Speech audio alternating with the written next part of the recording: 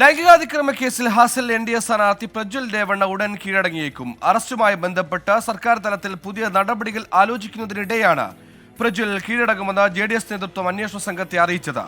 അറസ്റ്റിലായ പ്രജ്വലിന്റെ പിതാവ് HD രേവണ്ണയെ വൈകിട്ട് മജിസ്ട്രേറ്റ് മുന്നിൽ ഹാജരാക്കും. മൂന്നാം ഘട്ട തെരഞ്ഞെടുപ്പിന് 2 ദിവസം മാത്രം ബാക്കി നിൽക്കെ BJP-JDS സഖ്യം കടുത്ത പ്രതിസന്ധിയാണ് കർണാടകയിൽ നേരിടുന്നത്.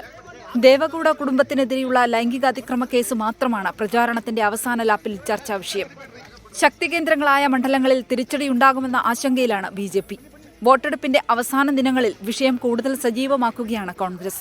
രേവണ്ണയ്ക്ക് പുറമെ പ്രജ്വലിനെയും ഉടൻ അറസ്റ്റ് ചെയ്യണമെന്ന നിർദ്ദേശം മുഖ്യമന്ത്രി സിദ്ധരാമയ്യ അന്വേഷണ സംഘത്തിന് നൽകിയിരുന്നു. ഇതേ തുടർന്ന് JDS നേതാക്കൾക്ക് പോലീസിന്റെ കടുത്ത സമ്മർദ്ദമുണ്ടായി. പിന്നാലെയാണ് പ്രജ്വൽ കീഴടങ്ങുമെന്ന വിവരം നേതാക്കൾ അന്വേഷണ സംഘത്തെ അറിയിച്ചത്. എന്നാൽ പ്രജ്വൽ എപ്പോൾ എവിടെ എത്തുമെന്നതിൽ വ്യക്തതയില്ല. ഇന്നലെ അറസ്റ്റിലായ മുൻ മന്ത്രി HD രേവണ്ണയുടെ ചോദ്യം ചെയ്യൽ പുരോഗമിക്കുകയാണ്. വൈകിട്ടോടെ മജിസ്ട്രേറ്റിന് മുന്നിൽ ഹാജരാക്കും. കോടതി അവധിയായതിനാൽ അന്വേഷണ സംഘം ഇന്ന് കസ്റ്റഡി അപേക്ഷ നൽകിയിട്ടില്ല. 24 ബംഗളൂരു.